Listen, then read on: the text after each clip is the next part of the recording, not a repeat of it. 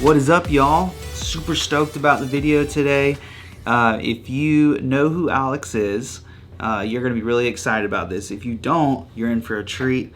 Alex is one of the original guys to the Helix worship community in terms of helping people with gear, tones, all that kind of stuff. He was a big part of my story when I started 2 years ago, or however long ago that was, with the Helix. I learned a lot from his videos and from his patches, so I'm very thankful that Alex took time to chat with me today. And I'm sorry that I missed last week's upload. This was actually supposed to happen last week, and my daughter got really sick, so we had to postpone. So thanks for being flexible, Alex. I don't want to jibber jabber too much because that's what this video is going to be, just two guys talking about Helix. I hope you enjoy it, and give Alex some love. I'm going to link his website in the description and his channel. Please subscribe to his channel. I highly doubt that if you're watching this, you're not subscribed to his channel if you're subscribed to mine, but hey, who knows? So I'll link all that stuff. Be sure to follow him. He's always active in the Helix community, particularly online, and he may or may not work for Line 6. We'll find out. I have this conspiracy theory that he actually works for them. But without further ado, here's my interview with Alex. Hey, man. Hey, dude. Sorry, I'm trying to... I never use Skype we always do like Zoom calls for work, so I'm trying to skip over all this tutorial crap on my screen right now. Sure. How are you, man? Good. Good. Just packing up. I got my suitcase all packed up and stuff. We're leaving. Nice. I love it. So how long are y'all out for? This is going to be like 3 months. It's going to be till like almost Thanksgiving time. So wow. It's a long ride. Holy crap, man. I didn't realize you were going out that long. Yeah, we're doing the U.S. until like the end of October, and then we're doing like Europe with 5 Seconds of Summer. Oh my gosh. That's awesome, man. I didn't realize. So we're really excited about that. Apparently they have like a big fan base in Europe already, so I don't know. Wow. But I'm along for the ride. Yeah, dude, that's awesome. Dude, okay, so I know time is limited. I know you're busy. I want to like do some quick things of like getting to know you. For the people who don't really know you, myself. Sorry. Oh, you're fine, dude. You're fine. Myself included. I mean, I would love to like figure out who is Alex. So I've got a few just quick things. Okay. So first, what do you do for a living now? You're traveling full time? Is that what you're doing? Yeah, so I'm a full-time guitar player, guitar tech now. So I finished college in 2008. So I'm 30 now. So I finished college early, and then I just worked in the business world, and I did well, and I bought a bunch of real estate and stuff. Awesome. So I was able to sell most of that and kind of not really have to work anymore. And then I decided, like, what am I going to do for the rest of my life? Well, I've been playing guitar like on the nights and weekends, so that's all I ever wanted to do. Like the business was kind of like a means to it just funded my guitar like all I ever wanted to do is play guitar. So, but I just kind of went to college and did I had a good job and stuff just because that's what you're supposed to do. Right. And I like everything I do, I'm like, I want to do well and I want to do the best. So like I did that, but then it was like, okay, I don't want to be like 60 and just have worked an office job for I was like done. I'm like, okay, totally. I'm selling the business and like, I want to do guitar.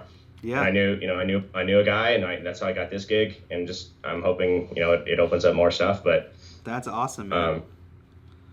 We'll see what happens. Yeah. I love that, man. I love to travel. Like flying kind of sucks, but I love like getting out and seeing, like just getting days. Like I had a day off in Manhattan.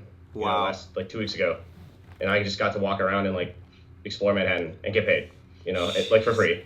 It's just, I don't know. I love it. Like, yeah, that's super rad. Golly, man. That's really cool. I was always curious about that because I feel like I don't know when this was, a couple of years ago or something. Like when did you quit working in last year, middle of last year. Okay. Yeah, so this would have been a couple of years ago.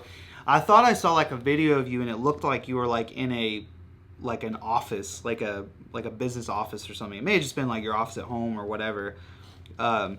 But I was like, it was I don't just, remember. Was it on YouTube? I think it was on YouTube. Maybe it was, it probably was, because I don't think I connected the dots until later on on Facebook of you versus like your YouTube channel. Okay. But yeah, I don't anyway, think I have anything. I mean, I never like filmed anything in my office okay. at work. maybe it was just, I don't know. Maybe it was just the setting or something, and I was like, Sure. for whatever reason, I was like, oh, this dude like must have like a. I think you know what it was. I think I saw like you had a lot of nice gear, and I was like, oh man, he must have like a good job to like be able to get all this gear. And you had like a desk or something you were sitting. I don't know. I think I just like mentally Maybe I had put the it. camera at like a different angle or something. Yeah. So you saw it. Yeah, because I'm sitting like I got this desk, on Craigslist. It's like a really nice desk. But I got on Craigslist for $300. You know. That's so funny. I don't know how I like put together those different thoughts in my head. But anyways, so where are you living now? Vegas. So I was born and raised in Vegas. Okay. I went to Wheaton College in Chicago. You know, some of the Christian community might know Wheaton College. Uh-huh. And then came back to Vegas, moved in with my parents, you know, and then just got a good job and started saving my money. Yeah. And, you know, and I bought this place and moved out, you know, when I was like 24 or 25, something like that. Yeah. And that's where I am now. I live in Vegas. And then I don't really have to go to LA except for like rehearsals and stuff. Okay. So usually I just drive down there and then, you know, drive home. And I always fly out of Vegas to wherever we're going. So I'll fly, you know, the band and everyone's flying from LA to Atlanta and I'm flying from Vegas to Atlanta. So. Got it. So you have no, maybe you don't want to speak about this, but you have no like intentions of moving out to LA. I'm trying to avoid it. Okay. I've driven down there more than I would like, but yeah. but I'm trying to avoid it just because in Vegas it's, you know, I don't want to get political, but it's you can save money in Vegas. It's cheaper to live here. So yeah, totally. No, I have friends who and my family's here, my sister's here, like you know, my grandma's here, so and I like it, you know, good weather. Like, yeah. Well, I've never been to Vegas, but I'm actually trying to, hopefully, I don't know, in January, February, I'm trying to go out to see Central Church, just to kind of see. I try to visit various churches just to kind of get ideas, because I'm a music director at a church right outside of Atlanta. So for me, it's like part of my job to kind of incorporate what are things people are doing really well. But anyways, I've never been to Vegas, so I have this kind of funny like concept of what living in Vegas looks like. So I'm kind of envisioning like all of these condos in the desert where people have like. I do live in a condo. Do you? Okay. Yeah, I do. But I'm like Vegas is like over 2 million people now. So. Oh wow. You know, you have a strip and stuff. You have downtown. But then outside of that, you know, you have like your nice areas and your not so nice areas, and it's you know, I live in like a regular suburb. It's called Summerlin, way on the west side of town. Okay. Yeah, I'm like 20 minutes from the strip. Okay. But, yeah, I was curious how that worked. Like I'm like kind of it's not like I like it. This is a nice area and it's quiet and stuff, and you can go and party, go clubbing if you want. But, you know, for the rest of us, it's kind of just like a normal town. It feels like I was always curious about like what does it feel like to live in a suburb of Vegas. Like, are you like hearing like literally like my fallacy is like you're like laying in bed and you're hearing like all this dance music playing at night from like the strip. I don't know. Like, I mean, there's a lot of clubs downtown and stuff, but I don't really go down there. I have no interest in that. You know? Okay. So here's what I've got. I've got some rapid fire questions for you. Yeah. Just how they hit you. Okay. Okay. So this is just, again, getting to know you. Favorite movie? Shawshank Redemption. Wow, okay. Yeah. Favorite band? All time, I'd probably say Muse. Okay. That's like the biggest band that I am a big fan of. Yeah, okay. What about for worship? You got like a worship community you like? I think Bethel Starlight record is the best worship record I've ever. It's amazing. It is amazing. It's awesome. Everything like I just like those guys. The guitar parts are so good. It's so good. They are so good. The tones are good, but it's the writing and the parts. You know, it's not like I love that record. Yeah. So that's my answer. I like it. But there's a lot of other stuff. I love River Valley. Yeah, River Valley's like, great too. Yeah. So do you guys do a lot of that stuff at Central? We actually don't do any River Valley, and we've only they just introduced Reckless Love because we did it at camp this summer. Okay. Just started introducing it. I don't know if that's a theology issue with the church, so I that's none of my that's sure. My pay grade as far as song selections, I just play what's on playing center. Yeah. But every week if we do like 4 songs, 3, maybe we'll do like 5 songs, and one will be like a feature, so that's kind of controversial as it is. But then we'll do 2, 1 or 2 like of the originals from the record, and then maybe one that's like from Hillsong or Elevation or whatever. Okay. All right. How about this? You got one guitar. What are you taking for the rest of your life? Wow. Okay. It's that guitar's magic. It does everything. Like it's not gonna do like it's just the most versatile that I have. So that would be the one I would pick. Okay. So you've got let's say the Helix blows up. You've got and we can't get any more. There's no more in America. Yeah, I have a second one. Right? They blew up in a I don't know, explosion or something. You've got 4 pedals. You can take 4 pedals with you to cover. Can I use multi? Yeah. Can I use like no HX effects. No HS effects. They got to be one effect. Like single pedals, I would do the Diamond Memory Lane Junior for my delay. Okay. I'd do the Boss RV6 for the reverb. Drives, I would do it's hard to, because I can't do King of Tone because that's 2 in 1. So I'd do some kind of one. Obviously, if I could just get the original Klon, I would just do that. But when I had pedals, I had the Mythical Overdrive, which was fine. Okay. I didn't Archer because the foot switch is so close to the bottom knob, and I always bumped it. So yes, it's nothing about the tone. They all sound like Klons to me, but So the Mythical Overdrive had it far because I have like clumsy feet, I guess. So I can't. Oh, dude, yeah. The foot switch had to be. I always taped up my knobs and everything. And then probably like the Timmy or the Prince of Tone, which is the same as the King of Tone hot gain mod. Yeah. So that's 4. Okay, I like it. Because the Diamond Memory Lane Junior is so good. It has tap tempo, it has subdivisions. Yes. It is so good. It sounds amazing. It works for everything. It always sounds good. So I like that delay a lot. Well, I know that I know you were catching a little bit of heat in the forums for your IR post the other day, which I thought was so funny. I didn't even see any heat. It was just like people giving me a little bit of crap because I've always kind of been like, just use the stock apps. Yeah. I guess I never really gave impulse responses the time because I was always happy with the tones. I was like, it sounds good. So totally. Why do I need to buy impulse response? And it was kind of like one of those things where I was so against like buying gear. Right. And I was like, I don't want to. It's like, okay, now I'm just gonna start buying impulse responses instead of overdrives. Yeah. Totally. But I ended up. I can't remember what prompted me.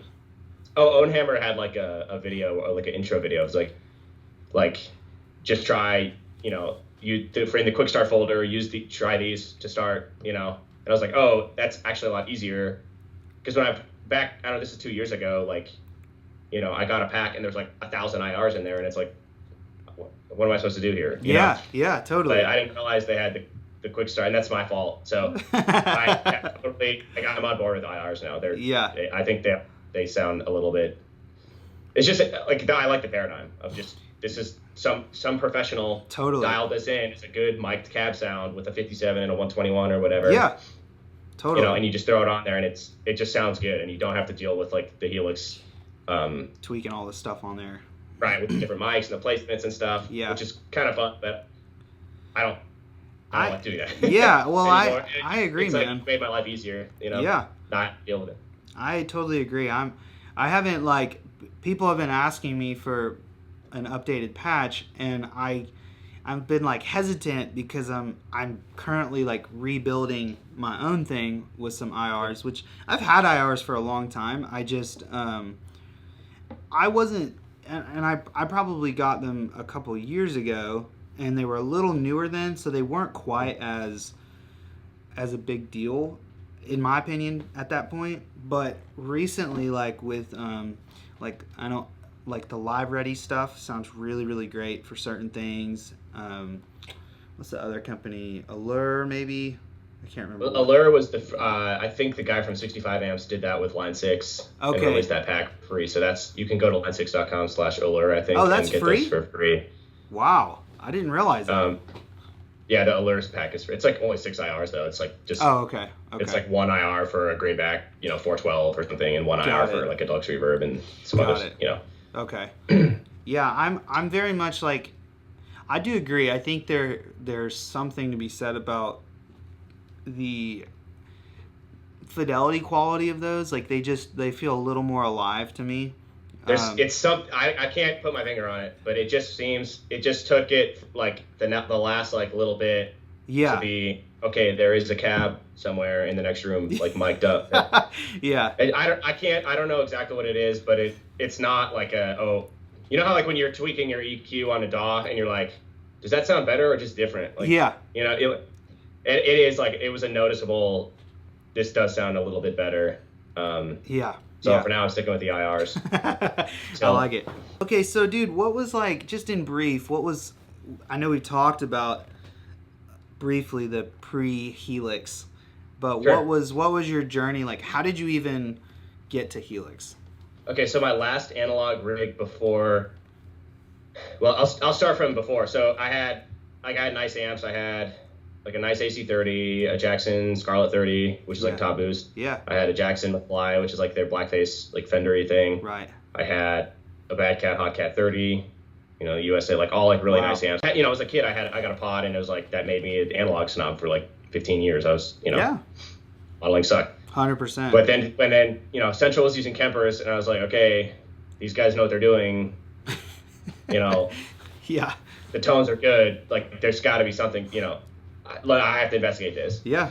Because I'm very, like, strong in my opinions, but I'm willing to change my beliefs if you show me the evidence. Yeah, and that totally. was the evidence. Like, wow, that sounds good. Okay, maybe I should try this. So I bought one, and then I was at the time I was using I had already replaced the polymer units, because at that point there wasn't the torpedo, like IR, there was nothing to load live, like a hardware IR loader, as far as I know.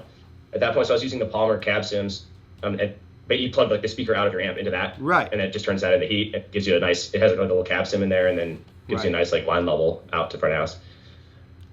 Which was not, because I had been on a sort of a journey of downsizing, because I was running like 2 stereo amps with cabs and a big pedal board and stuff, and I was like, okay, I got rid of the cabs. Then I got like the Jackson amps, which are smaller heads, right? And I got a Pedal Train Junior, and I was sort of like downsizing because I was tired of lugging the gear. So anyway, then I got a Kemper. I profiled my amps with those things, switched back and forth. There's when you're doing the profile, you can like push a button, like switch between. And I closed my eyes and I hit the button a bunch of times, and then I like tried to, like I couldn't tell what it was exactly the same. Yeah. And that blew me away. Then I ended up buying some profiles, which were even better. Actually, it's funny because getting the Kemper was like a big upgrade for me.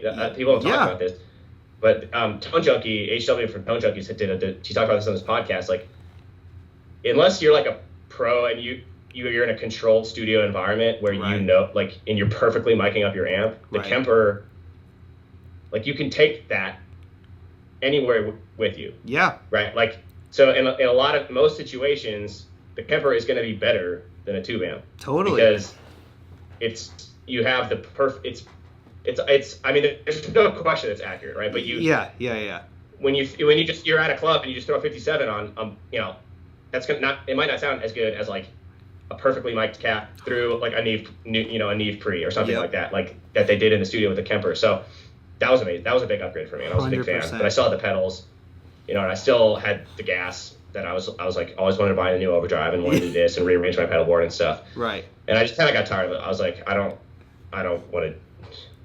I was just over it. Yeah. I was over the pedal personally, I totally get it, man. And then Line 6 had this thing somehow. I think it was on the gear page. Somebody. Oh, it was on the gear page. Somebody in like the P&W thread there posted that they got a Helix. I was like, oh, what's this? I was still kind of a Line 6 hater. Yeah.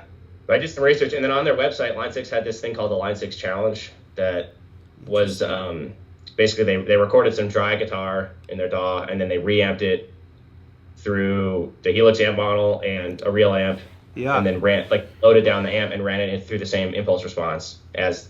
So it's like my videos that I do with the pedals. Like I control for all the variables, Right, right. including the dry guitar and the cab. So when you make the cab, like, so then you have the cab, the speaker, the mic placement, the mic preamp. All those things are controlled for in between the two clips, and the only thing that's changing is the amp modeling, right? Yeah, totally. And it was like it's the same thing as the cab. It's like I can't tell what. You had to guess. Like it played two clips, and then you had to guess which was the real amp, and you couldn't tell. And so I was like, okay, I don't really like these. They're all like metal. And Yeah. But I was like, if it's that accurate, there's an AC30 in there, and there's 100%. A Plex. Like I'll be able to dial in what I want. Yeah. And it just, I got it, and I was like, I was blown away. Like I couldn't believe it. Yeah.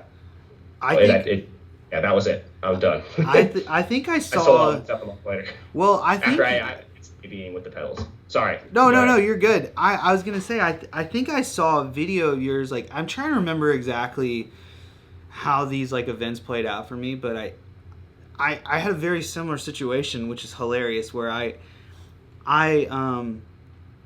was kind of downsizing my board a little bit, and I was kind of like in this less is more situation mentally, and I ended up being caught in this situation where I had to play at two of our campuses in the same night. And so essentially what I was doing was, it was intense. I've done stuff like that. So I did this for 6 months, where I would load in for a rehearsal at the one campus. We played the same set, so I didn't have to learn 2 different sets, but I would load in for rehearsal at the one campus, and then I would rehearse with them, play there, then I would leave and go to the other campus and play for their back end of worship. So we front loaded at one campus and back loaded at the other. Okay. So it was kind of intense because there was no rehearsal for the other one. I just kind of jumped in, I grabbed my ears and threw a mix together or whatever. But I realized like I have to have something consistent to do this with. Now at the time the Helix, I think it was really new, or maybe it hadn't quite been released yet. And I was running. I think it's been about 3 years since it came out. So okay, yeah. So I guess it was really new at that point. And I had I had the Matchless, and I had a Torpedo Studio Live, whatever the rack mounted one was. The one space rack, yeah. That wasn't. That would have been amazing if that was out when I was still using amps. Oh, dude, that's a good product. It was unbelievable. That's now they have a reactive one. They have a 2-space reactive. I know, and I saw that, and I was like, dang, man. But I put it down. But I was like blown away by how accurate that was, and I was like, dude, this is a game changer. So like at that time, I was like, I only have to carry a head, this rack, and my pedal board, and I was like, this is really amazing, and the same sound in both rooms. Just plug the XLR in, good to go. No miking. It's faster, no miking. It was so that made it realistic to just flip flop. But eventually, I was like, man, this is still like a lot of gear to cart back and forth, and I was flying, man, to try to get between both campuses, and they're probably like 20-30 minutes apart. So, anyways. Eventually, that's a lot of work. I had to stress it was so stressful. I've double booked like that before. Well, and there's been moments where I would. No, it's not, and stressed, I was like, dude, and part of what happened was it was part of my job at the time to sort of like it's complicated, but essentially like they were like, we want you to MD at both of these campuses, and I was like. Without a rehearsal. Yeah, like I was like, if you want this, I'll do it, but I'm just gonna let you know that's not really feasible long term. So it didn't long term. We obviously ended that, but anyways, it was. I think I saw a video of yours that was comparing the Helix. It was like the pedals. I don't remember what pedal it was, but maybe the Klon was the first one I did. Maybe it was the Klon, or I think it was an Overdrive. But I was like, oh wow, that sounds really close, or like I can't remember exactly what my thought was. It was like that's so shocking. And then I saw a video that Line 6 put out where they were like doing 2 different amps, and I want to say it was like a Fender Deluxe or something, But anyways, I remember listening and being like, wow, that literally sounds like the same. Right. And then my friend bought one, and I was in the same boat. I was like, the last time I used a Line 6 product was like a Pod XT Live or something, and I was like, yep, that's the one. these things suck or whatever, like. I'd be curious to get one though and see what I could do with it now. I would now be too. I know what I'm doing. I would be too. But my friend got one, and I'll never forget this, man. He brought it up to the church. I plugged it in, and I pulled up.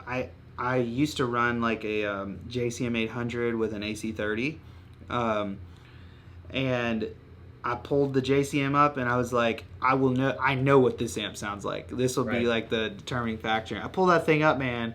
Didn't touch a single thing. I strummed a chord on it, and I was like, oh my gosh, this sounds the exact same.